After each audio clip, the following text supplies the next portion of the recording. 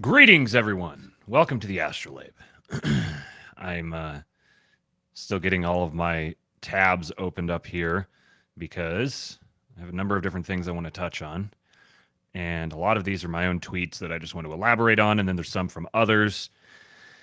Let me make sure I've got these all opened up and ready to go. How are you guys doing? It has been a rather crazy last few days in the posting world, and the white pills just absolutely abound. It has been, oops, be quiet, Steve Bannon. We'll talk to you in a minute. One of the best, some of the best posting days I've ever seen, some of the best memes.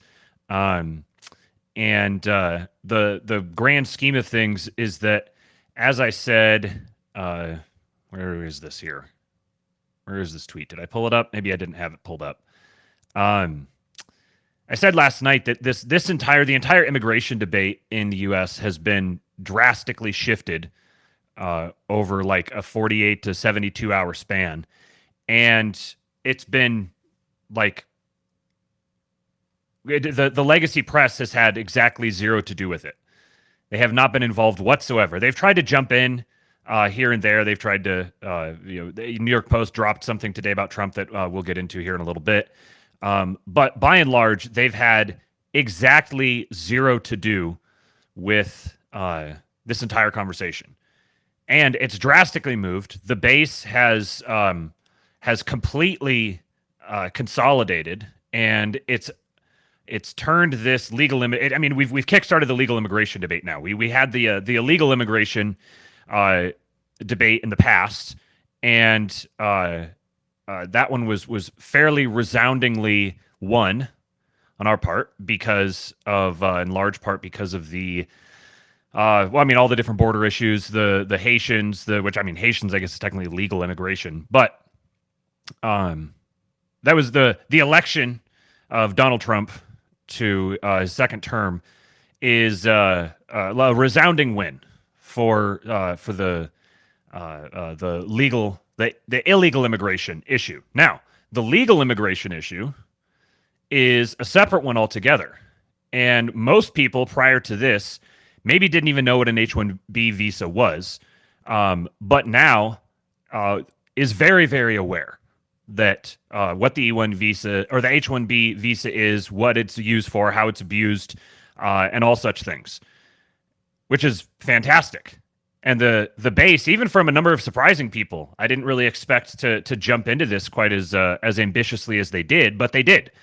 And you could say that it's a grifting thing, and they just kind of sense where the wind is blowing, or they sincerely are aligned. But a couple of months ago, the debate on immigration in the United States was, do we have open borders and just let people stream in like completely unstopped? Or do we enforce immigration law at all? That's where the national debate was. You could maybe even a few weeks ago, it was that those were the terms. Now, the debate is between, do we have a complete immigration moratorium for a period of time, or do we completely eliminate illegal immigration and dial down legal, quote unquote, legal immigration and completely overhaul the H1B visa system? And there's no way after all of this that the H1B program doesn't get drastically reformed, if not eliminated altogether. Because now the base is absolutely spun up. A lot of people who had no clue just how bad the system was, just how much it was being abused. They're now like, get rid of this shit altogether. These are even relatively, moderate people. Those who are aware of it, obviously. And here's the other thing that kind of segues into this main thought that I want to tug on here, or one of the main thoughts. All of this happening on Twitter is still not touching the vast majority of the population. Now, it doesn't need to. This is how this has worked for a long time now. What happens on Twitter is what drives the rest of the conversation. But that doesn't mean that the rest of the people don't matter. And here's the thing. The predominant MAGA position on Twitter right now, which matters more than the rest, but it's not the only thing that matters, is significantly more constrained on the immigration question than the bulk of Trump's base. And I think we need to keep that in mind as we're there's a difference between staking out a principled position and recognizing political realities and operating within the frame of what's possible. So you have to operate within the frame of what's possible while simultaneously pushing the frame of what's possible. And you have to keep a balance between these things. So right now, a full immigration moratorium is a complete political non-starter. I think it's what we need. I think we would benefit from it tremendously. I think it would be very good. I think it would be very bumpy. I think it would cause a lot of short-term turmoil, but that's why you make it for, 5 or 10 years. And you ride the wave through the turmoil, and you get the labor market out of all of these really bizarre distortions. See, you have to also attack the whole, this is just one part of the DEI thing. There's the importation of foreigners, and there's the discrimination and suppression of native-born Americans. And those two they're not the same thing. They're connected, but they're not the same thing. And so both of them need to be addressed. This isn't DEI for white people. Eliminating systemic barriers is not DEI. The internet is absolutely awash with stories of people describing how they have been not hired, not promoted, specifically because they are white and male. There's an absolute truckload of this. And most kind of more generic, normie-oriented people had no clue just how bad it was. But now all of these stories pouring out all over the place, people, the threads going viral of there's this one guy that he went viral because he talked about how he watched this happen and participated in it in real time. He watched an intern who was a straight white guy being abused and held back and ultimately denied for hiring because he was a straight white guy. And the boss in this situation was an immigrant who didn't even try to hide his scorn. And this guy's been feeling guilty about it for years, and he finally came out, and then he got completely dragged for well, now that it's safe for you, you come out and you tell the story, and what about that guy? But this has been an extremely enlightening experience, which is very, very good. The Overton window has been shifted completely, permanently. Oops, that doesn't go over here.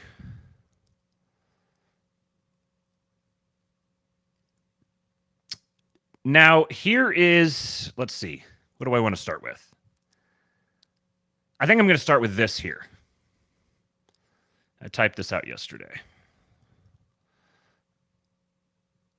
So long-term members or long-term watchers of the ASTROLABE, even back before the ASTROLABE, you'll be well aware of the whole PayPal Mafia theory, the whole digging I started doing and then uncovering this and identifying J.D. Vance as a potential a very important potential vice presidential candidate, and then this phenomenon of this upswelling of MAGA sentiment within Silicon Valley, which is what traditionally everyone has always thought of Silicon Valley as being overwhelmingly anti-MAGA. It's like the hotbed of where anti-MAGA spirit comes from. Big tech has always meant the Googles and Facebooks and the old management of Twitter systemically censoring and amplifying certain narratives at the expense of others,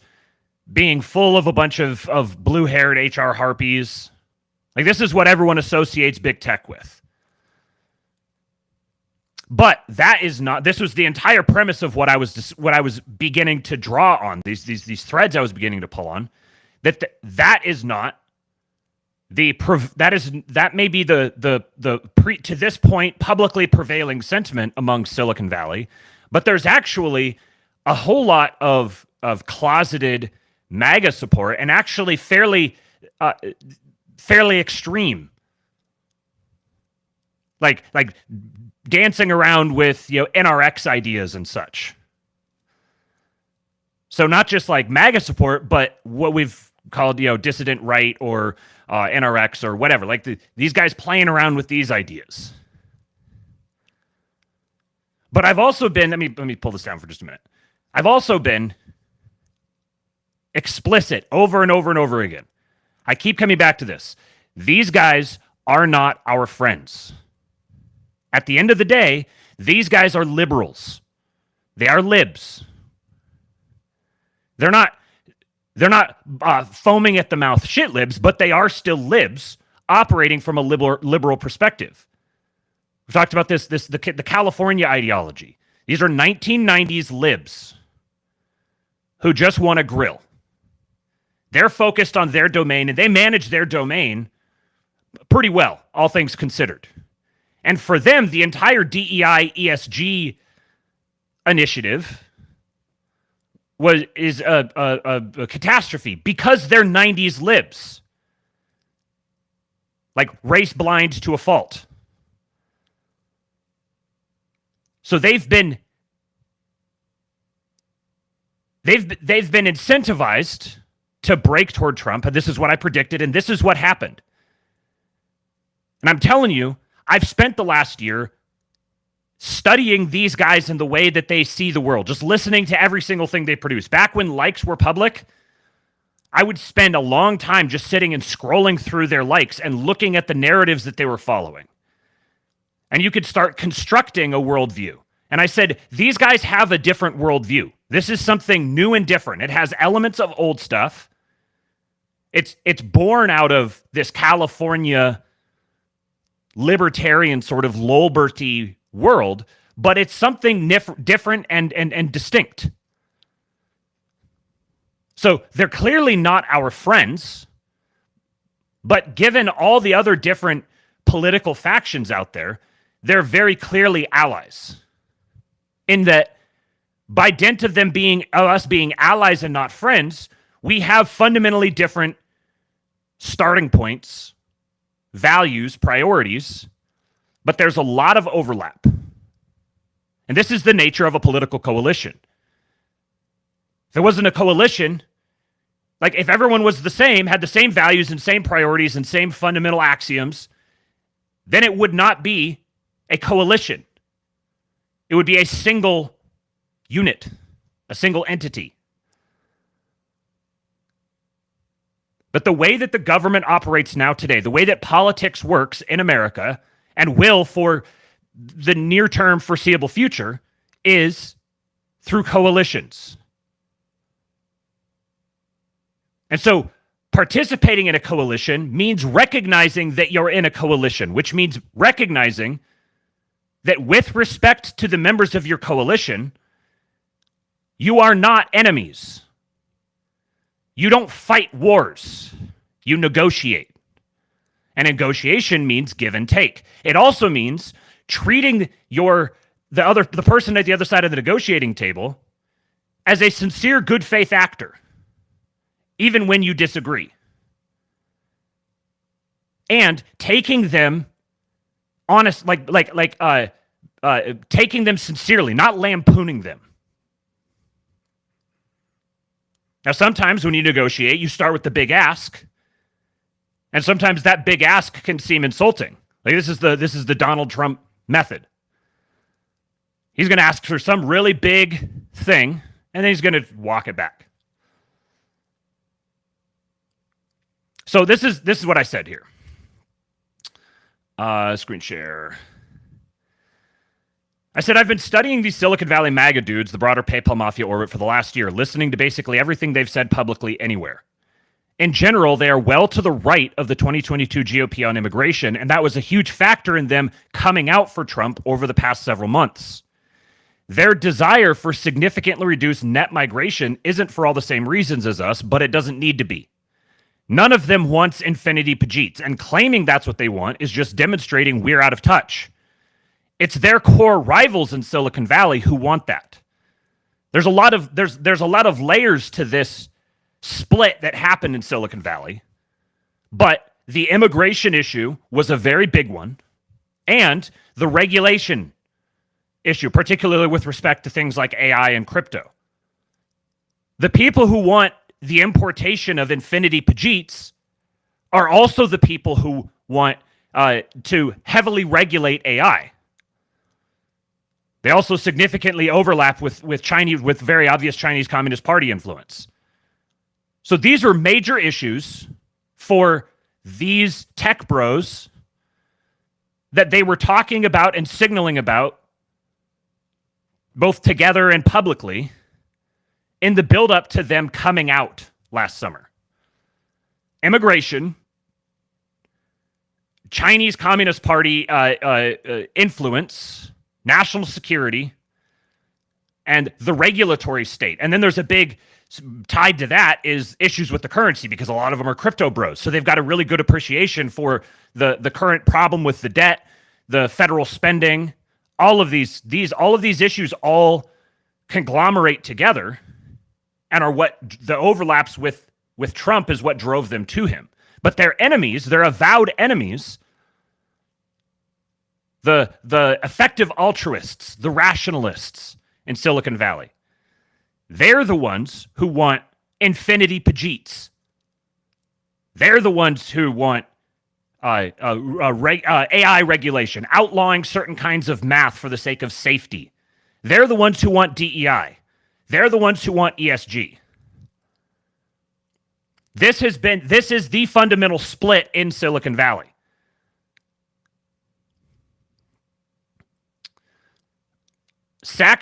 David Sachs himself, said early on, before the whole brouhaha really kicked off, he said he fully trusts Stephen Miller to manage immigration. That is, among these so-called MAGA tech bros, this is their position. And it has been. This isn't like some walked back thing. I'm telling you, from listening to them and reading them for the last year, their position, broadly speaking, is that Stephen Miller has the right perspective on immigration. They also sincerely have no clue the sheer extent to which HR departments and lib NGOs have fucked them and distorted the domestic labor markets. And this is also a sincerely real thing. A lot of the stuff about like everyone knows that H1B isn't great and it's got distortions and whatever, but the sheer extent to it, even immigration hardliners didn't know that. This sort of thing has happened from the HR departments. It's been part of the nefarious tendrils of DEI and ESG. It's the S in ESG. So when they look around from their perspective as VCs and CEOs, they don't recognize the extent to which, they may have kind of an inkling, but they don't recognize the extent to which their hiring managers have been intentionally not hiring white guys. They're not fully read into everything the NGOs have been doing, incentivizing all of this. It's like it all exists in a bunch of legalese and back channel deals with NGOs that are fronts for the State Department. Like, this is the entire nature of how this system has been built out.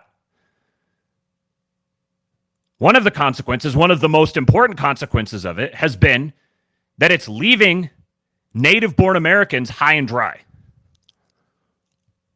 We're basically being outlawed of our own country. And this broad phenomenon is one of the things that motivated them to get politically active and to back Trump.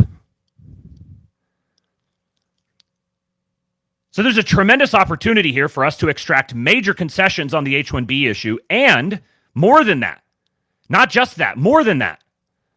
Funding or educational remediations for the DEI assault on heritage Americans, particularly because it was facilitated in large part, in fairness to many of them unconsciously, by their tech companies. But the more time we spend demanding they suddenly become blood and soil nationalists, they never will and we don't need them to be, the harder it gets to negotiate that settlement. They want mass deportation of illegals, elimination of H1B Indian IT Center chain migration abuses. This isn't like, oh, now after everyone yelled at them, they backed into this. From the beginning, they've wanted the elimination of this because nobody likes working with Pajeets. Nobody in tech wants to work with them. Nobody wants this. This is a complete straw man. They want floor increases for H1B salary requirements. Some are open to abolishing H1B entirely. They want American patriotism / loyalty tests for all immigrants. And they want streamlined approval for the top end. And when they say the top end, this isn't lib NGO speak where we say high skilled and that means like you can log in on a computer. No, when they say high skilled, they're genuinely saying high skilled. Again, remember, these are 90s lowbirds. This is how to view them. Part of the reason I'm aggravated is because I spent the last year trying to emphasize this point over and over and over and over and over again, and I didn't do a good enough job of it. They are not our friends. We should not expect them to be. We should not expect them to act like our friends. That is not the political reality that we live in. We cannot ourselves be lowbirds. This is he's not libertarian enough. He's not the right libertarian. He doesn't believe in the nap sufficiently. When you're having a philosophical conversation, that's fine. When you're dealing in the realm of politics and you're horse trading, it's not fine.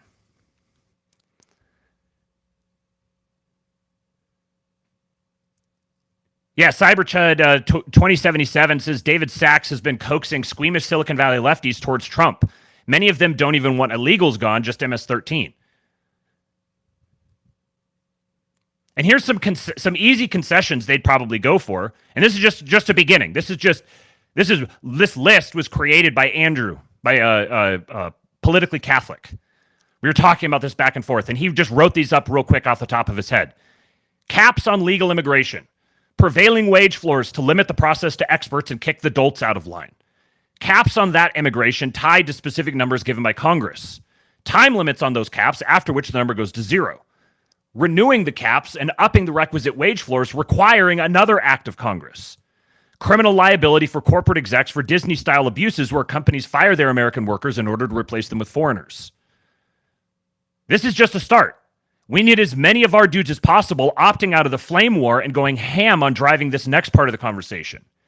A successful Doge effort will also go a long way toward removing the institutional barriers erected for heritage Americans, even if that's not their stated intent. Because here's the thing, those barriers have largely been erected by like dark political operators flying under the radar within NGOs. Where do those NGOs get their funding? So what happens if $2 trillion of wasted money gets thrown out of the budget?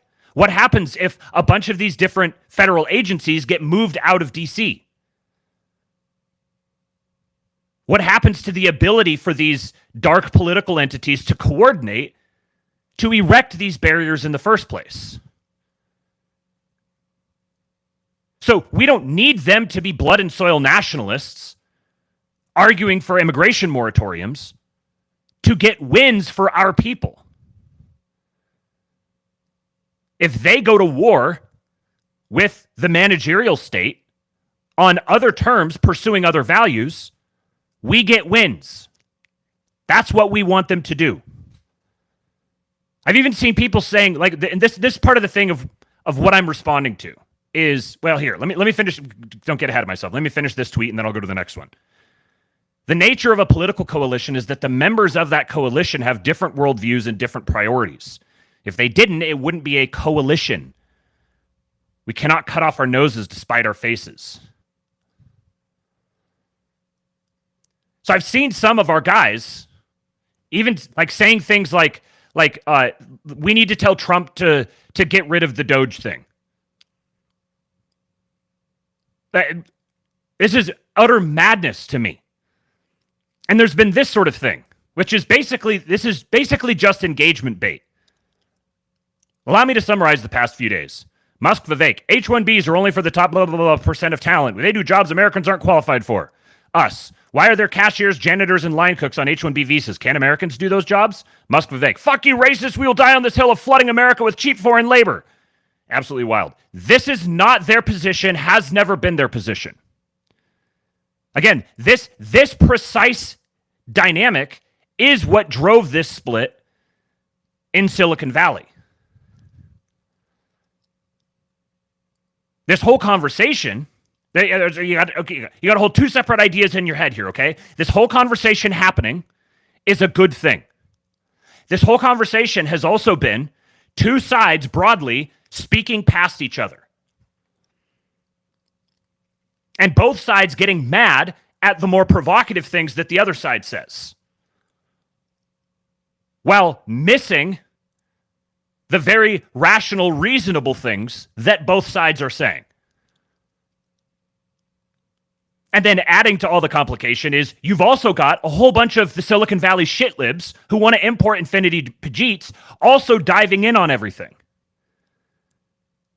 And so then stuff they're saying is being attributed to guys like Elon and Vivek. Elon and Vivek have said dumb stuff. They've revealed that they are allies, not friends. But if you're shocked at that, that's because you thought they were friends. And you shouldn't have. They've never been friends in this formulation that I'm using here. Friends is like the inner circle. The people whose values are perfectly aligned. Allies is the people who you cooperate with and form a ruling coalition with and hash out your differences and come to some compromise in between. And then there's enemies. Right now, this conversation that's happening is between allies. The so-called tech right and the, Trump right or whatever you want to say. And framing it as, my problem with framing it this way, reading everything that guys like Musk and Vivek say through the lens of, we want to flood America with cheap foreign labor. The problem with this is that people who don't know better get really, really blackpilled because of it. Because now everyone has this assumption that these really influential parts of the MAGA world want to flood the United States with a bunch of Pajeets. And they don't want that. They don't want that. Which is why they've gotten pissy in return. Because they're having a bunch of obviously absurd motivations being attributed to them.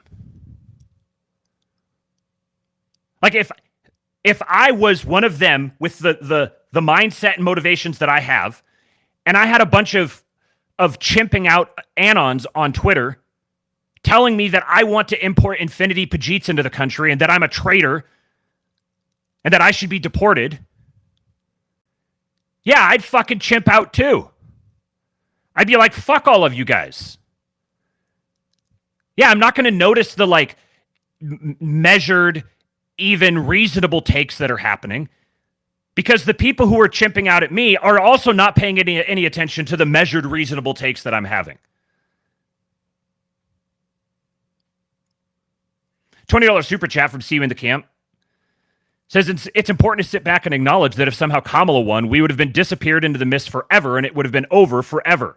We are at socially acceptable mass deportation. Yes. Yes, absolutely. And the reality is that within a political coalition, members of that coalition are owed credit for the great contributions that they've made to that coalition.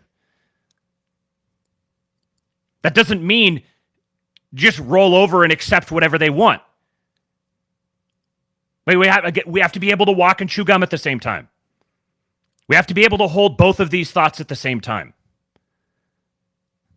There's something Semiagog, he said, maybe this was one of the other tweets that I had pulled up here. Let me see. Because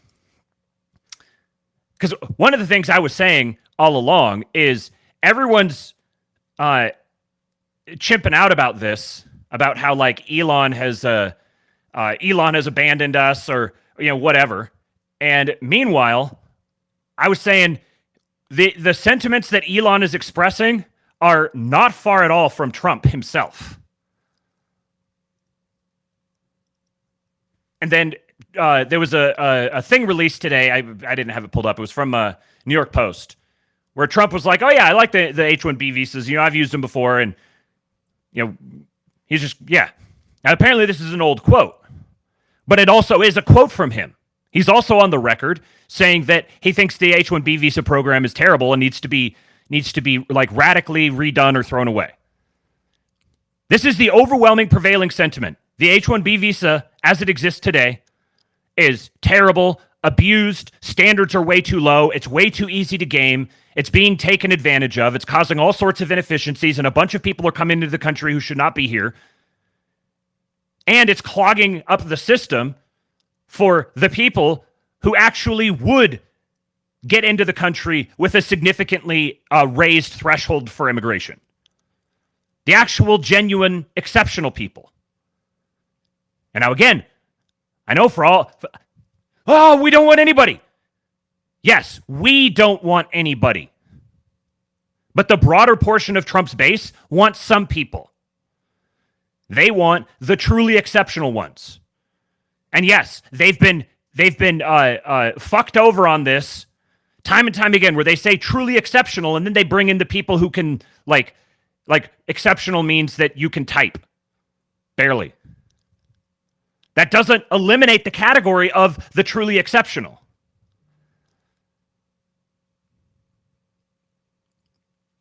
And so again, if we want an immigration moratorium, that's great. We should talk about that. We should make the case for that. But we should also recognize that a supermajority of Trump's base does not want that. Trump himself does not want that. So now is not the time where it's going to happen. But what's going to make it a lot easier to happen is if we make the immigration system as it is right now super restrictive, and we mass deport all of the illegals. And we take an axe to the regulatory state. We open up American energy policy. We make America a lot more productive. We secure a long-term rule of Trump and his descendants. Oh, here was the tweet I was looking for. Actually, it wasn't. It was related, but this will work. I said, bracing myself for the next round of chimp outs as everyone melts down about Donald Trump, of all people, wanting to replace Americans with infinity Pajeets. Meanwhile, can we deport even one illegal, slash even $1 from the budget, and even one federal program? The dude who literally coined Make America Great Again and ran on building a wall and ran on mass deportations clearly does not want to flood America with infinity Pajeets. It is pathological nonsense to suggest that that's true. Now, could he, through some kind of naivete or something, actually facilitate that happening by not cracking down hard enough? Yes, which is why we need him to crack down hard.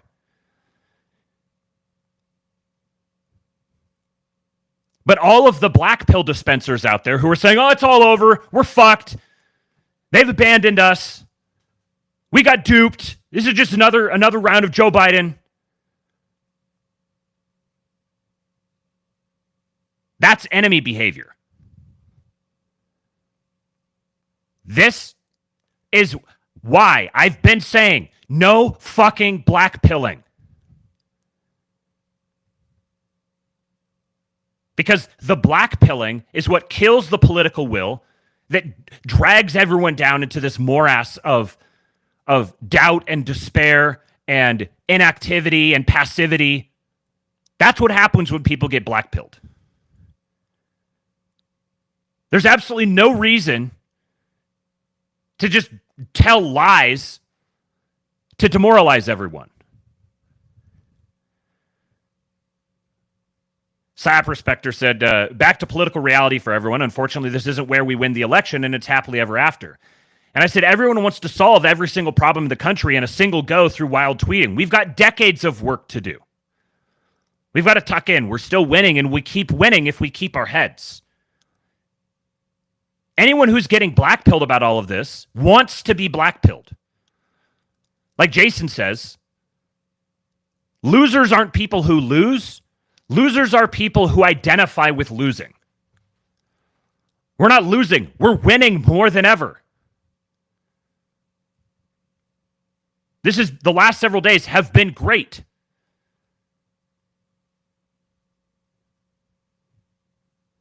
No fucking blackpilling.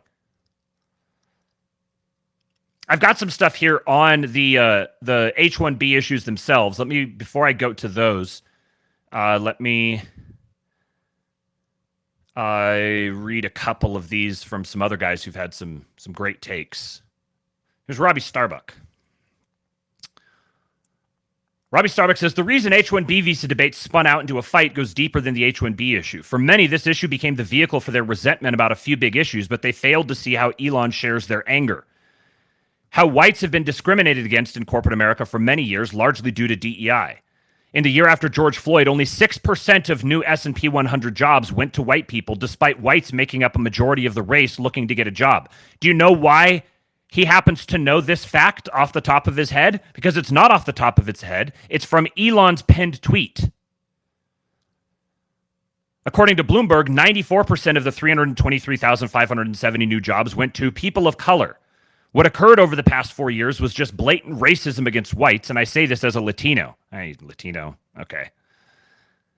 The feeling that the immigration rug always gets pulled out from under us. For decades now, the establishment has found some way to stop the deportation of illegal immigrants. Even the first time we elected Trump, they kneecapped his ability to build a full wall and deport millions of illegals. Those who've been denied opportunities, job interviews, and promotions over DEI are rightfully angry. On top of that, they know a fight is coming on illegal immigration where the left and rhinos will try to keep all of the illegals here. So when H1B popped up, too many attached their anger about these two issues and how they approach the H1B debate with an ally. Keep in mind, Elon invested $44 billion in giving us a voice online again. He put his neck out for our movement in ways many don't even understand. If Trump lost, Elon faced possible jail and the loss of everything he's ever built as an example for others like him to never cross the left. Fresh off that risk, instead of a healthy debate, he became the punching bag for resentments many have, but they took it out on the wrong person. A debate is good, and there are serious problems with an H-1B that need to be fixed. Guess what, though? Elon agrees that there are issues that need fixing. Some key realizations that can get people past this and take us to a productive end. Elon agrees that DEI is racism. He agrees that what was done due to racist DEI policies was contemptible and must be corrected. He agrees that we must deport illegal immigrants. He put his money and career on the line to prove that. That's worthy of recognition and at least the assumption of good intent. Exactly what I'm saying. And honestly, where I'm at is I don't really give a shit what Elon thinks about it. Elon's not running immigration policy. He can have his opinion and we can disagree. We do disagree, obviously. But I don't give a shit what his opinion on immigration is. What can he do for me? What is he doing for me? That's what I care about. These very real issues don't mean we should shoot ourselves in the foot by never trying to poach foreign talent. And to be clear, I'm not saying that that is everyone's position who opposes H-1B, but I've seen some saying that we shouldn't allow anyone, and that's just short-sighted. When we allow our enemies to steal geniuses, we get weaker as a result. And I'll say, even if you disagree with this reasoning, which I'm kind of inclined to, even if you disagree with this reasoning, it doesn't change the fact that a supermajority of the country believes this right now.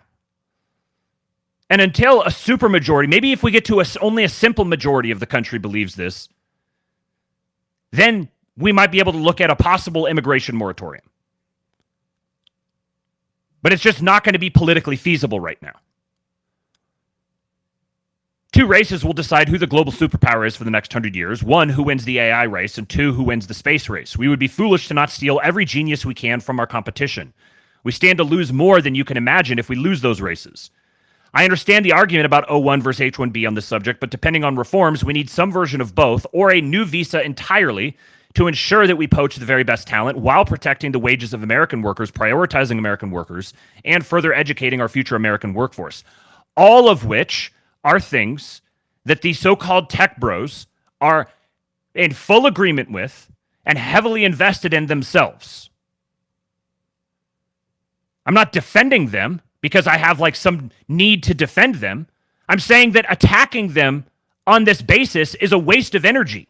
You're trying to get them to agree with something that they already agree with. Devote that energy to actually making progress on this front because you already agree with it.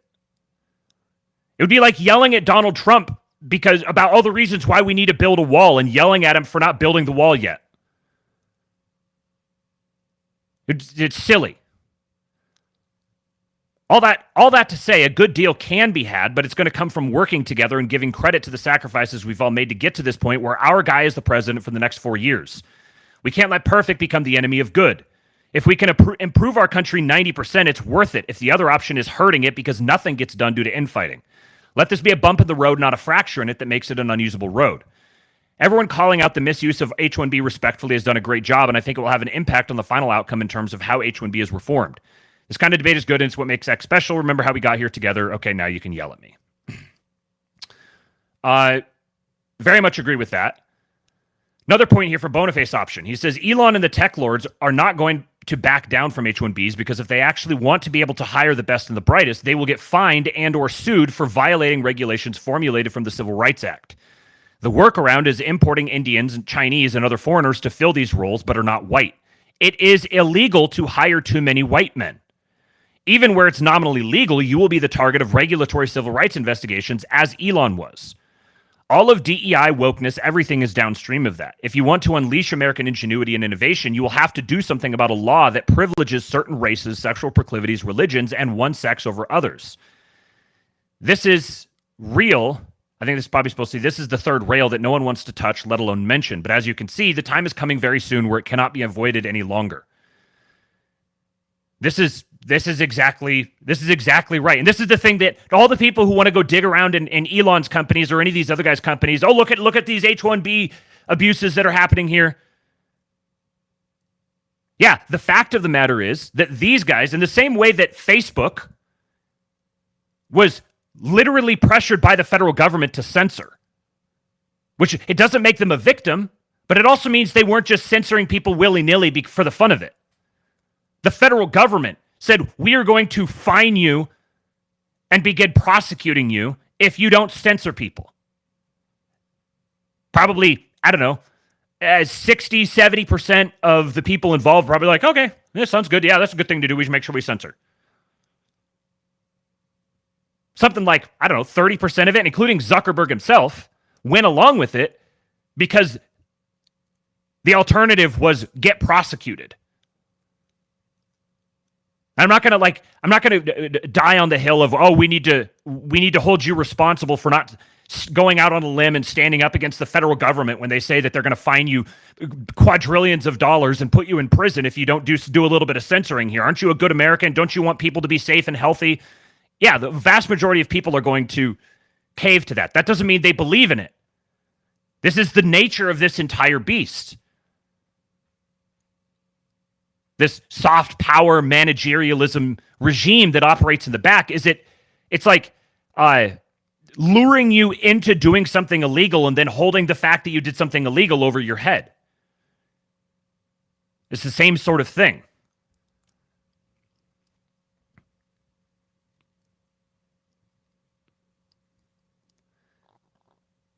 Here's some stories about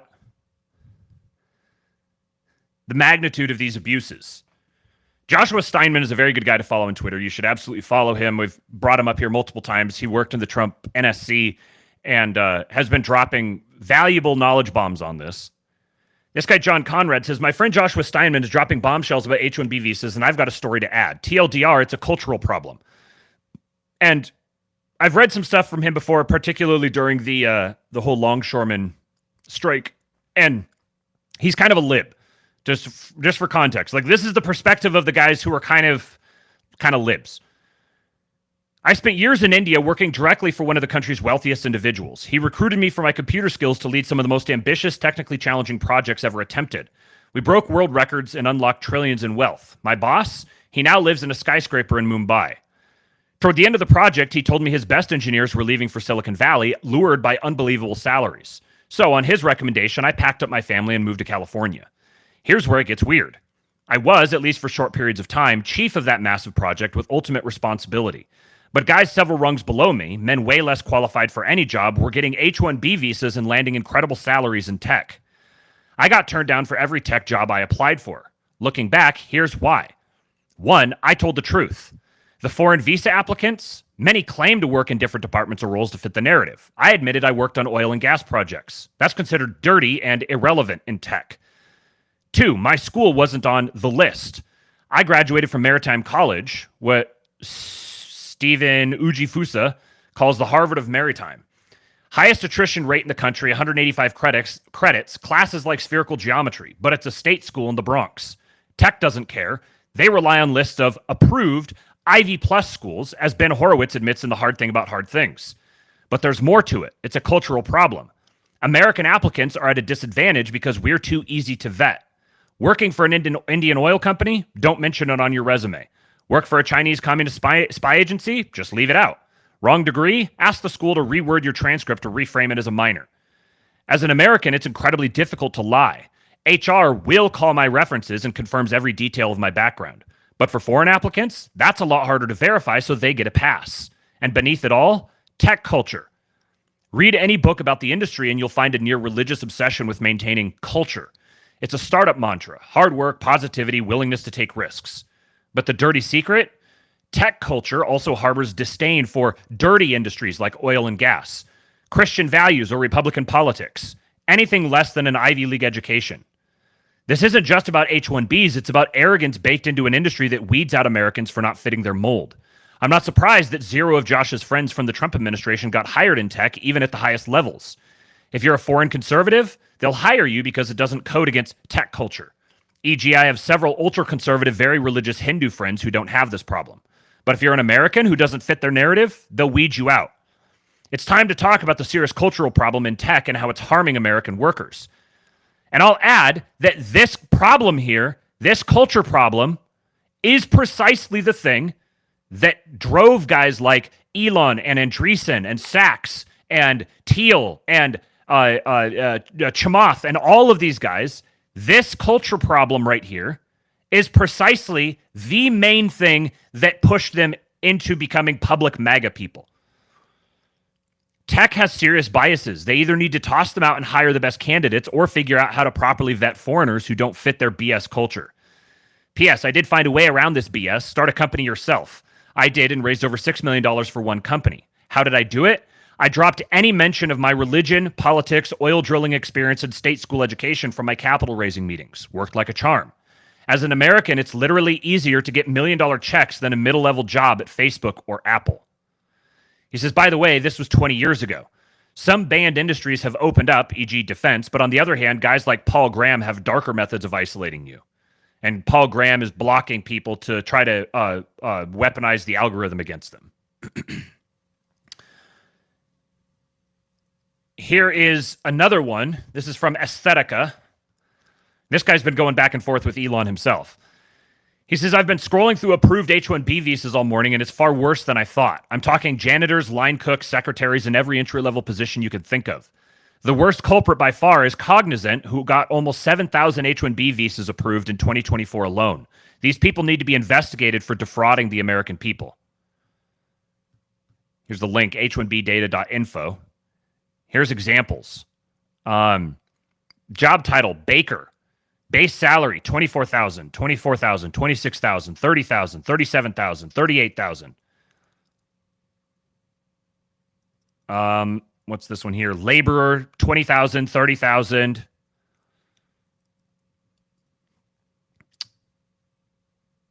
Director of pickleball, $52,000 in Wichita. These are just gross abuses of the H-1B system.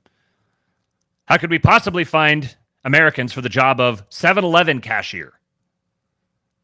An H-1B intern, Oregon State University intern, $40,000.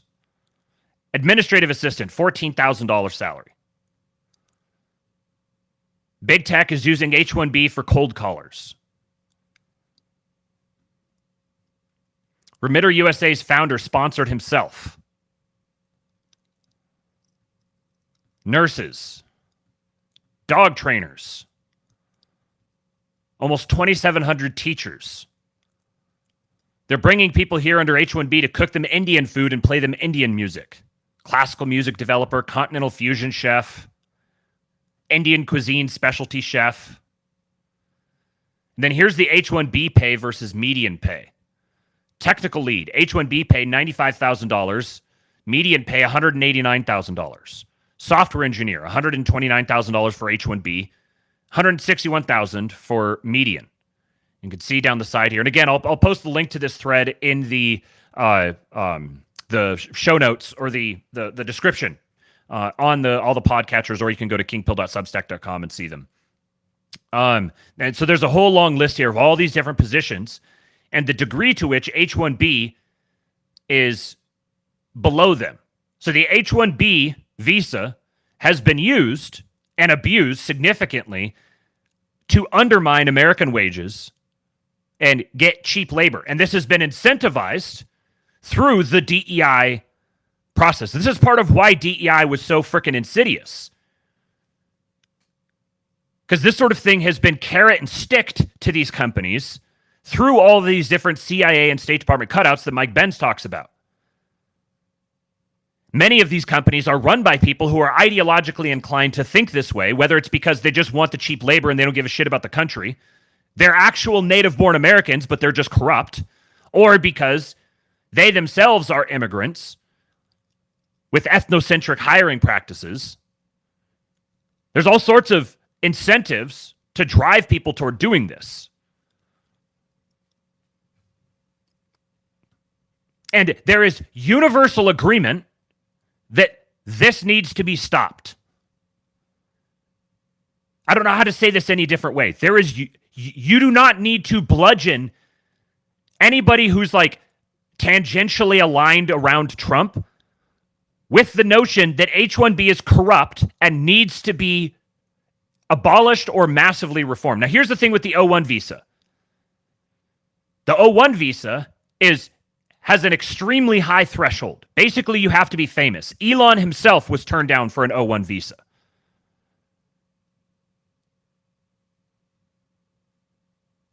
So there's what the consensus thing is going to be that everyone is going to coalesce around, because there's massive political will for it, is either drastically raising the floor for H-1B and prosecuting the abuses and narrowing its scope and maintaining the O-1 as it is, or eliminating the H-1B and introducing a new program that's way higher threshold than H-1B, or eliminating H-1B and expanding the scope of the O-1. I think that one's probably the least likely.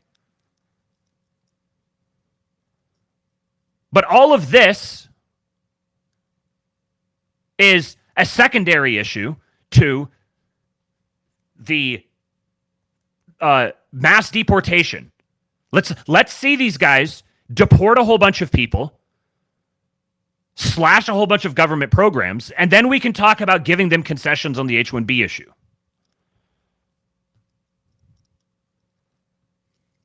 Cognizant is already being investigated for its H-1B shenanigans. So, and this is the great thing about this now. You think that this issue's going to die? No, there's a whole bunch of honey badgers on X, and shout out to the honey badgers out there, who are going to be chasing down Cognizant and ensuring that they get prosecuted. They've been brought onto the radar of Trump administration people, if they weren't already, who can make an example out of them. Okay, so there's just an endless line of these abuses. Here's the top 10 companies fraudulently abusing the H-1B program. Cognizant Amazon, Tata Consultancy Services, Apple, Microsoft, Google, AWS, Meta, Intel, and Oracle.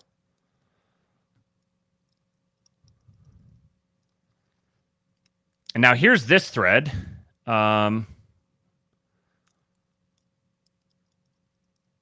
Actually, yeah, this is the one I wanted here. Open a new tab. So this guy here, Pratik Wag from CoinChange.io, says H1B fraud exposed. My reach is not big enough for my message to be heard, but I hope 2-Bit Idiot and others can help amplify this because whatever I'm about to say is 100% true, personally verifiable, and absolutely unfair. I came to U.S. in 2012 for a master's degree in material science and engineering, and upon graduation in 2014, I applied to SpaceX, only to get rejected after 2 rounds of interview on the basis of nationality. They really wanted me because of my skills, but there are some regulations called ITAR, which prevents SpaceX from hiring foreign nationals. Understandable. Then I went on to work for oil and gas companies who would file for my H1B. I had 3 attempts to win the lottery. Yes, it is a damn lottery. Guess what? I never won it. Then the manager from SpaceX, who really wanted to hire me, had started a nonprofit by 2016 and wanted to file for my H1B twice. That's when I learned nonprofits don't have a lottery. They're evaluated on a case-by-case basis. Lucky me, right? Wrong. The nonprofit was too small for them to sponsor H1Bs. Besides, the government funds should create employment for citizens and not foreigners. Understandable. So after 5 failed attempts, I decided to move back to India. Meanwhile, my friends and acquaintances had already won the lottery and were working in the U.S. How did they win the lottery and I didn't? Enter consultancy firms. These are run by unknown Indians from their kitchens and basements selling H1Bs. What? Yes, they fabricate and spice up your resume so you can qualify for these high-skilled jobs. They interview on your behalf and land you the job. In return, they take 30% of your salary year 1, 20% year 2, etc. Yeah, but how do they win the lottery? Clearly, that can't be rigged. Yes, it can. They put in 3 to 5 applications per candidate so that your probability of getting picked increases. Then Pratik, why didn't you do it? Because it means you need to work for whatever employer gets picked in the lottery. I didn't want to just work in the US. I wanted to work and contribute to the right employers. I would rather be in India and start my own company than work in the US with a fake resume. The crazy thing is my acquaintances who couldn't actually do the work because they were faking resumes ended up outsourcing their work remotely to folks in India. Objectively, I was more deserving of the H-1B than these losers who faked the resume, rigged the lottery, gave away part of their salary to the consultancy, and part to actual folks in India doing their job remotely. And when they didn't have enough money to survive in the US, they worked as pizza delivery guys for cash. No Indian can argue that this is the utmost form of cheating and taking jobs from Americans and taking jobs from other more deserving Indians who didn't play this game. To close, I'm not generalizing this is rampant among all H-1B holders. There are many who won the lottery and deserve it, but I think the rigging is more common than most know, and I know at least 3 who have done it. And here's a couple of... Sorry, these things aren't... This isn't all completely in order, but I had a bunch of scattered thoughts that I wanted to share.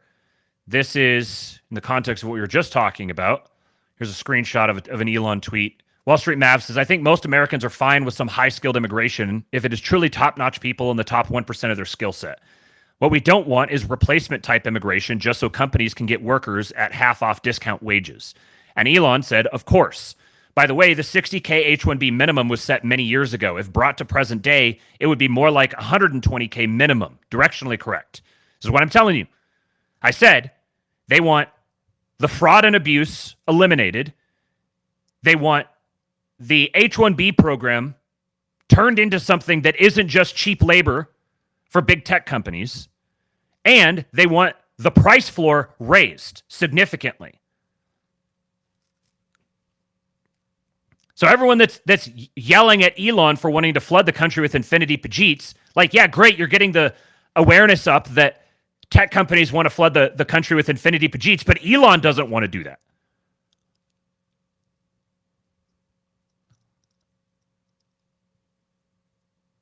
I also said this. I said, yes, Elon is a lolbert. Someone posted him in the Baphomet costume. I said, yes, Elon is a lolbert. He always has been. He's still very useful to us. The collective reaction to him has just demonstrated to me that people were under the illusion he's something he's not, never has been, and never will be. As a pro H-1B immigrant lolbert, he saved a bunch of lives in Western North Carolina. You remember? Remember when he immediately started providing free Starlink services after the hurricane? I tweeted about this, and I had people saying, oh, he's just campaigning. I told him cynicism is low T. Like, he's not doing that because he's campaigning. He's giving free Starlink in the area because it's fucking bullshit that the federal government isn't stepping in and doing their job. It also works very well for the campaign, but he would have done it if he wasn't campaigning. He's got a long track record of this sort of thing. And when people do things like that, that gives them good boy points. You can't just immediately turn around and just throw it out and say, it doesn't matter. As a pro H1B immigrant lolbert, he saved a bunch of lives in Western North Carolina, got Trump elected, and opened up this platform for us to completely obliterate the legacy press and create the vibe shift. He's already proven that he could be a tremendous asset to us while still being a pro H1B immigrant lolbert. Shout out to Melon. Go listen to the, gotta make sure I finish in time here. Go listen to the OGC stream that's kicking off here in 27 minutes. I can't redirect because it won't let me raid them because they have their settings such that I can't. But go over there and do that.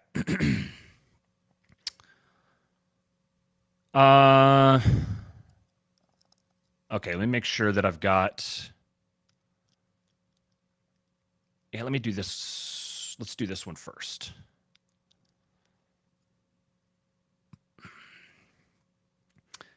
Matt Stoller said, the Trump coalition cannot govern, but at least they're not passive-aggressive about their differences. And John Stokes here says, I think it's too early to write the obit just because of the H-1B blow-up. Vivek et al. Stepped in it bigly. But you know what? They're all in fairly frank and unfiltered GCs with people from the other side of this issue and have been sparring the past few days. Let's see how it evolves. This is a big insight here. These GCs, it's not just us in the GCs, not just the plebs in the GCs. This is part of how our influence has leaked up to them. The biggest threat here is the nature of X itself. X incentivizes and amplifies these splits and is inherently antithetical to the very concept of message discipline. It rewards you powerfully for identifying a fault line, stuffing it with dynamite, and lighting the fuse. And then he said, very much related. I don't know if this is... Yeah, okay. Very much related, a threat of mine here. He says, I've been on more than one secret lefty list going back to the 2010s, and I am now in more than one new right GC. And the caliber of the discussion on the latter is so far above the caliber of discussion on the former, it's shocking. It's weird for me to ponder this in light of the widely noted and, in my opinion, very real competency crisis on the right. I think what's happening is that as media and academia have driven out critical thinkers in favor of team players, these folks are finding themselves marooned on the right. There are some friends of mine like this who are now functionally on the right, but are really committed to not having that label, and others who have just caved and are embracing it. But either way, this is where the most interesting and enlightened discussions are happening. And I've heard many things about these GCs. These GCs that are filled with names that you would absolutely recognize, who are saying things that they absolutely would not say in public, but are many of the same things that we're saying. The main characteristics of these superior conversations is that one of the main things that's off limits is accusing someone of bad faith or of a phobia. If you're someone who's on my timeline and is tech forward and nonetheless trying to police the discourse with accusations of phobia or bad faith or the like, that's fine and you can do that, but you're going to be left out of the most interesting and honest conversations. Your call, though. I should say that the lefty blogosphere list I was on was this good at its peak, and I think the main thing both that list and the current new/tech right GCs have going for them is that there are no institutional sinecures to fight over. There's an insurgent quality to both, and nobody really is jockeying for academic, NGO, or media positions because that stuff is off the table for most of the GC members, and that's not a big ambition anyway. The point is to build new institutions, not join the legacy ones. Contrast this to the most recent academic or media list I was on, which was so dysfunctional precisely because of the overall climate of fear and petty backstabbing that goes with fighting for a shrinking number of seats on a lifeboat on the Titanic. Anyway, I think we're nearing the end of the competency crisis period on the right, and also of the right's relative dearth of quality artistic production. There will be new righty cathedrals built in the next decade for a future generation of lefties to try and demolish. Addendum, I think the caliber and positive energy of the many new right GCs has a compounding quality to it, and it's a silent force pushing even more of tech into the new right. The one thing that will definitely destroy this snowball is if this side actually wins and sets up its own successful institutions. But I expect everyone involved would think that eventually devolving into infighting over the spoils of victory is a pretty decent outcome. It's very prescient there. And then...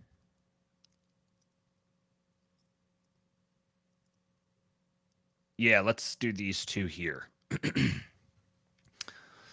So this guy, Theo Wold, is Amanda Milius says, this is the only person I listened to on this issue, and he's the only one who actually got in the mud and tried to solve it. So Thea Wold is says, follower of Christ, husband, father of 4, former deputy assistant to President Trump. He's at Real Theo Wold on Twitter. Says, 1, I led the drafting of legislation in the Trump 45 White House to create a new legal immigration framework. I saw firsthand what happens when any visa reform is proposed. Executives from the biggest multinationals and lobbyists from all kinds of industries are banging on the door demanding to keep what they have. 2, what they have is a tangled morass of visa classes that are carve-outs, handouts, and special favors to particular industries, bought and paid for through decades of lobbying feckless members of Congress and presidential administrations. Industries lobby for the foreign workers they claim to need, and then they get a visa class carve-out, which they protect and seek to expand at all costs. And there are enormous costs for our nation, costs that fall on the American worker with devastating consequences. The statistics bear that out. Job gains go to foreign-born workers while American workers post net job losses. I also know this firsthand because I grew up a working-class kid watching my father and by extension our family suffer from unfair foreign labor competition. 4, for too long, Americans have been largely unaware of the source of these problems because the policies are designed to be too complicated and are made largely invisible to public scrutiny. I'm glad the right is having an open debate about legal immigration. It is past time. 5, to be clear, the difference between O1Bs and H1Bs matters in this debate, for example, because these visas are intended to accomplish very different goals and are entirely different in scale. But both visa classes are rife with abuse.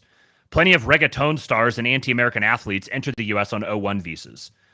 Essentially, all visa classes are abused. Again, that's because these things exist to serve special interests on one side of the labor market, and it's not the side of the American worker.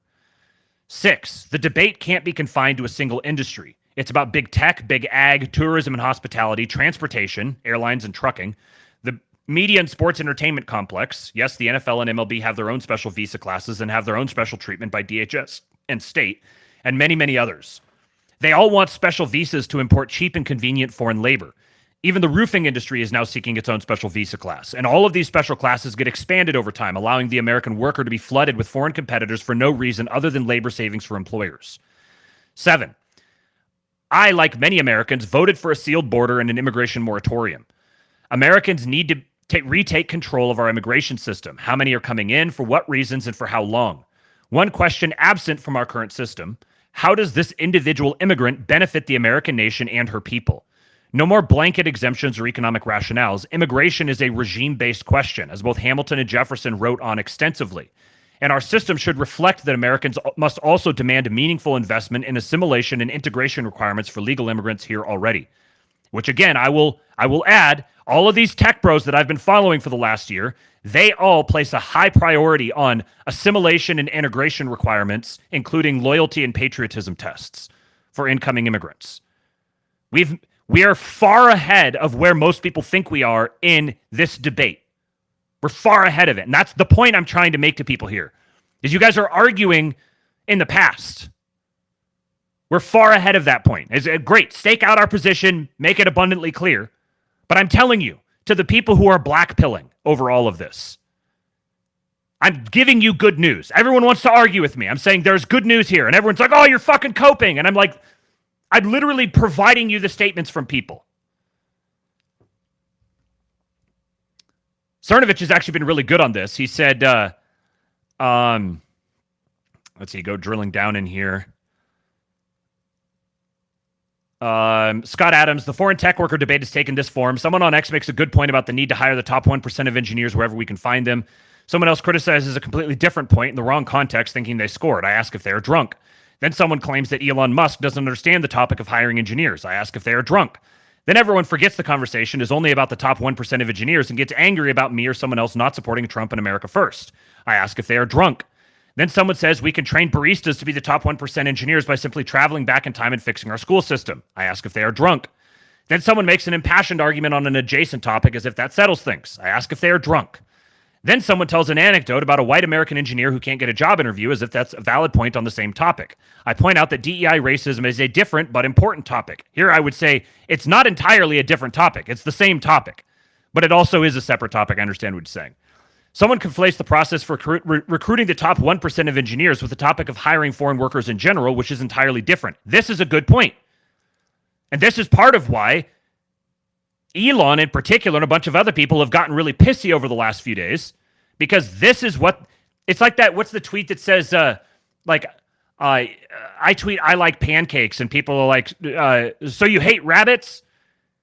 And I'm like, no, motherfucker, that's a completely different sentence. What are you talking about?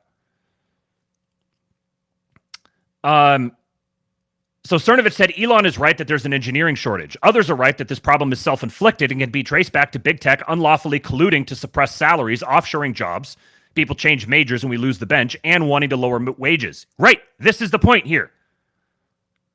When he says there's an engineering shortage, he's not just making that up. And everyone goes, oh, he just wants cheap labor. He's explicitly come out and said the H1B visa should not be used for cheap labor, and those people should be pursued and prosecuted. When they say that they think there's an engineering shortage, they genuinely, sincerely believe that. And this is the entire premise of the whole DEI thing, that it makes it look like there's a shortage of white American workers. Like, this has been the entire conversation. That the shortage doesn't actually exist, but from the people at the top, it looks like it exists because they don't recognize the extent to which the NGO, HR, DEI, ESG network has completely fucked the labor market to high heaven. Cernovich continues, this is why some find this discussion frustrating. Elon is right about the problem. Others are right that the solution is flawed. We ended our farm system and we lost our bench. Big tech did this. Now they want more H1Bs for their self-inflicted wound.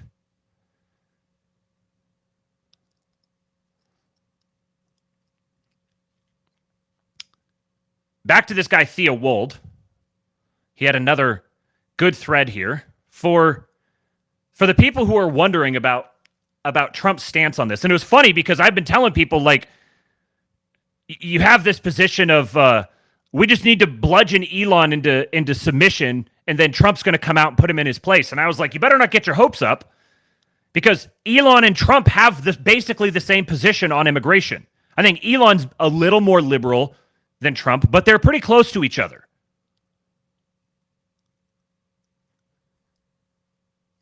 In Trump 45, this is Theo Wold. In Trump 45, the president had a showdown with the Tennessee Valley Authority over 200 American jobs that TVA had switched to H-1Bs. In the run-up to Christmas, TVA fired these 200 Americans and had them train their foreign replacements on the way out. They did this despite the fact that TVA is, 1, a government agency, 2, founded to improve the material station of poor Americans, and 3, manages critical energy infrastructure for a large swath of the country. My team and I proposed a plan to President Trump to reinstate the terminated American workers. Because the president of TVA cannot be fired by the president of the United States, we thought President Trump should hold the TVA board members responsible, the highly compensated decision makers who had orchestrated the H-1B worker swap. The president agreed. He started firing TVA board members one at a time with a demand to reinstate the Americans to their jobs. It didn't take long before the TVA president and the remaining board members agreed to reinstate the American workers. At the time, some skeptical commentators said it was meaningless because it was only 200 jobs. But it was an important moment for 2 reasons. First, these 200 jobs mattered to 200 American families, especially with Christmas approaching. Second, it set an outer boundary for what short-term labor visas, which is ultimately what the H-1B visa is, should not be used for, to replace competent American workers in a critical industry with temporary foreign visa workers just to save a buck. There is broad agreement on the right about what H-1B visas or any other visa should not be used for. The TVA showdown is an example of that. Agreeing on this common understanding is the right starting place for this incoming administration. So the president, who is on the record talking about the abuse of the H-1B visa, he also says there's a place for it. I like it. I like it when people who it's appropriate for use it. This is not the same thing as saying we need to have infinity Pajeets, flood them all in, bring them all in.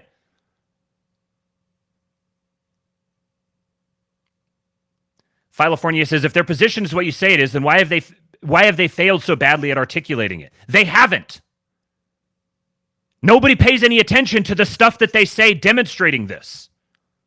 And there's a whole bunch of other reasons for this as well. Like, this wasn't something that I got to respond to this. I've seen so many people saying, "Oh, they did this to us on Christmas Day. How dare they?" No, fuck off. We did this on Christmas Day. They've been reacting the entire time. This has been my whole point. They are reacting to us. Elon is reacting to us. It was right-wing Twitter that kicked this whole thing off. It all started with us. We kicked it off. They started responding to us. Vivek tried to do his I don't know, damage control thing and just made everything way worse. And then Elon got pissed off because he's getting absolutely flamed by people saying that he's a traitor and he doesn't want to invest in America and he doesn't think Americans should have schools and he should be deported and all of his companies should be seized by the government. Like, of course he got pissy. Everyone was doing the exact same thing to him. And then he does a really badly executed Tropic Thunder copy pasta.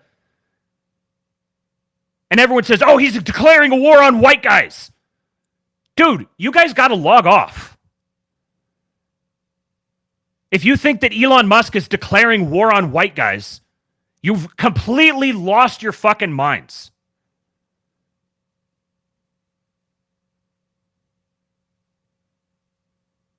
He's a combination of shitposting and getting pissed off at people, attributing a bunch of motivations to him that he doesn't have.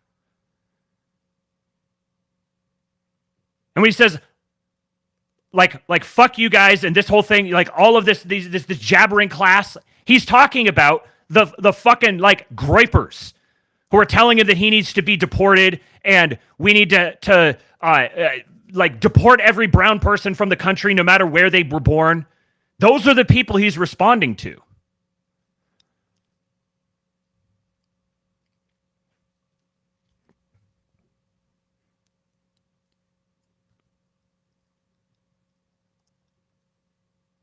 Here's an example of a proposition from exactly one of these type of tech right guys. This is Base Bev Jesus, like the father of EAC. He says, all right, after a couple days, here's a potential compromise. 1, reform/cancel the H1B. 2, litigate H1B abusers. 3, investigate big tech for anti-white discrimination camouflaged as DEI. 4, increase O1 visa rate of admission or make a new similar visa that is meritocratic. This is where the so-called tech right is. He's speaking for a large number of them, including Elon. This is what I'm telling you after having spent the last year listening to these guys constantly.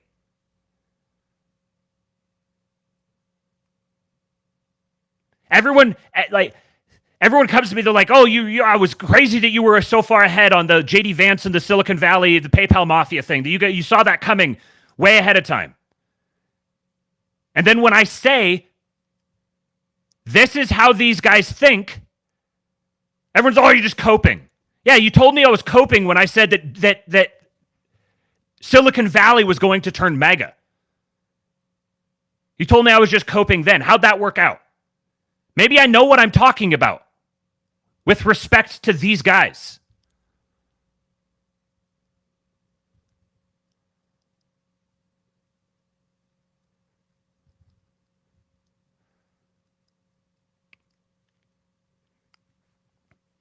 This is from this guy, Yishan. He says, there's actually a really, really ugly truth inside this tech right, MAGA right, H1B issue that almost no one has touched. Are you ready? No one's going to like this. Let me first set up the framing a bit. Tech right wants top 0.1% global level geniuses. Okay, fine. Tech wants to grab every genius in the world for the USA. There's a separate issue of, let's call them technically literate workers, roughly in the 40 to 90th percentile. We could call them mids, but it's not exactly right because it does extend up to the 90 to 95th percentile. The program for this calls it high-skilled immigrants, but in reality extends pretty far down to mid-skill and is being systematically defrauded to bring in actually incompetent people. And this is a grift that's cheating both native-born Americans and the immigrants themselves. It also legitimately brings in some high-skill immigrants. Looking at the numbers, it appears to be 50% legit and 50% totally corrupt. That's also not a good percentage. The 50% legit is bringing in people in the 80 to 90th percentile range, high but not genius, And the 50% corrupt part is bringing in people in the 40 to 80% range, mid to somewhat not. Maybe you have a quibble, but I'm pretty sure I'm broad strokes on target, so stick with me here. I want to introduce a key concept, which is jobs that American companies need done for which there are qualified Americans, but not enough Americans want to do them. Some of these jobs are like accountant, which happens to qualify for H1B treatment. But to make this more clear, let me go lower. The job of strawberry picker. This is not a high-skill job or a mid-skill job. It is a hard labor job. Young Americans don't want to do this. They choose not to. If you have a problem with they choose not to, then go back to your feminism wage gap debate and how women get paid less because they choose not to take jobs that pay more with high stress. Choose not to is already something you accept when it leads to uneven social outcomes. Well, America still needs strawberries, so companies hire migrant laborers. Today, we don't get complaints about this on X because no one is like, I'm from Appalachia and went to a top-tier school, and the farms I applied to hired migrant workers who were less qualified than me to pick strawberries because that guy didn't want that job. I'm using this example because hard labor jobs are ones that Americans definitely do not want to do, and I'm using it to highlight the fact that there are many mid jobs that require some computer work that many Americans don't really want to do, but which need to be done, and they end up getting filled with H1Bs. Think of this as grunt knowledge work. What we are ostensibly trying to solve for is that there are a lot of these mid jobs, and we want native-born Americans to do them. And that part of doing them actually is going to be needing to pay more, like at oil rig levels, and this may be a problem. But let's let the leftists fight that one for us. But the point is, we, Americans, want those jobs. Stop giving them to foreigners. Those jobs aren't done by or need O1 geniuses, but they pay good money. That money should go to Native Americans. We've not yet gotten to the dark punchline yet, so don't get upset yet if you have some problem with the detail in this setup above. Here's the dark, ugly truth. All of these jobs are going to be totally eliminated by the end of the Trump administration and done by AI. The tech right knows this. The tech left knows this. Sam Altman, much hated and so misunderstood. I can grant that maybe this is misunderstood, but he's hated for a reason. Definitely knows this and has been trying to save you all by normalizing the idea of UBI because he can tell that obviously the AI wave is going to crush everything. Last week's O3 announcement indicated that we have an AI within shooting range of PhD-level humans. Whether it's completely there or not, it means we're very, very close to AI that's as good as the top 0.1% immigrants. The O1 guys are not safe. It costs $5,000 to ask it a single question today, but in 5 years, that'll be 50 cents. Every single knowledge work job you're fighting over will be gone by the time Trump finishes his term. I think he overstates this a little bit, but I think a significant number of them are. The whole call center thing, a lot of sales, a lot of phone sales, IT, tech support, most accounting, a lot of these things are all going to be automated away. The entire debate here over immigration is a nothing burger. I'm sorry. I'm very sympathetic to you Heartland white dudes in IT because I grew up in Minnesota, but everyone in tech knows this. Tech is trying to hire global level geniuses because that's what drives its industry. But the monster wave that's going to make all this pointless is that none of these H1B jobs are going to exist in 4 years at all. No, you will not have a job telling the robots what to do. A single, maybe human CEO will be sitting there saying, get this done to the AI employees. I think he again overstates this a little bit, but directionally he's right. And this is part of what I've been trying to say about these tech CEOs, is it's absurd to attribute to the MAGA Silicon Valley guys in particular, it's absurd to attribute to them the notion that they want infinity Pajits because they're aware of this themselves. And even if they're wrong, they believe this. So if they believe all of these jobs are going to get replaced by robotics and AI, why would they want to import a whole bunch of people to do these jobs? It doesn't make any sense at all. They're literally engaged in the practice of evolving the technology that would replace those people being brought in. And immigration, shutting down the border, was a major thing that motivated them to support Trump in the first place. So when you're trying to read into every single thing they're saying, this is what they're thinking about. Most politics-minded people aren't thinking about this, but the tech-minded people absolutely are. Which makes it seem even more inane when you tell them, oh, you guys want to import infinity Pajits. You're fighting with the wrong people. He says, ironically, it will be the physical jobs that will last a bit longer, except that the physical robots are coming too. And I don't want to talk my book too much, but I'll digress a bit here. I told you all that the future is in tree planting. But the dark core here is this. Everyone mid, and even a large portion of geniuses, if you're exchanging your brain power for money, AI is going to eat all that up within the next few years. Immigration as a debate just doesn't matter. The same companies that exploit immigrants for money will quickly switch over to AI as soon as it's cost effective. You're arguing about immigration because it's part of your tribal affiliation to argue about immigration. I respect that. I get it. You got to fight for what's yours. Maybe you're going to win the argument. It doesn't matter. Because at some point before Trump leaves office, you may very well be standing shoulder to shoulder with your fellow humans, Steve and Arjun, both storming the data centers with pitchforks. You got to read through where he's coming from to understand what he's saying here. Obviously immigration matters in spite of this, but he's saying the entire frame of the debate is going to be completely different within the next, maybe he's too optimistic. Maybe it's like 5 to 10 years. But the entire frame of the debate is going to change because he's exactly correct that the same companies that exploit immigrants for money will quickly switch over to AI as soon as it's cost effective. Now tech still has the opportunity to bring forth a great and grand future for all. Yes, AI can do labor for all of us, but the benefits have to be broadly distributed, and we have to reconceive of how we think about work and labor in society. Maybe we'll navigate all that successfully, but that's another issue. You may want to talk to the leftists about their ideas on how to do that. But in the meantime, the dark truth you need to know, and which isn't being openly acknowledged weirdly, is that the very same thing that makes those H1B jobs something you're so passionately fighting over is the very same thing that makes it so that AI is going to completely eliminate them within a few years. Be ready.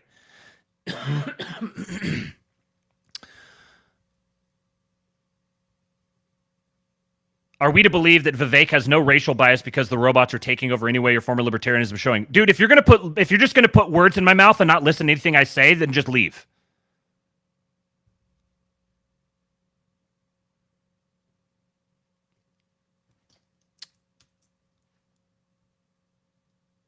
Let me see here. What time is it? I wanted to play this video of Bannon and read this thing. I'm going to save these for the next show because I don't want to overlap with the old Glory Club and they're getting ready to start. So, I'm going to leave it there for now. I appreciate you guys jumping in. And if you have further questions, you want me to clarify or whatever, then feel free to hit me up on Twitter at RealKingPilled.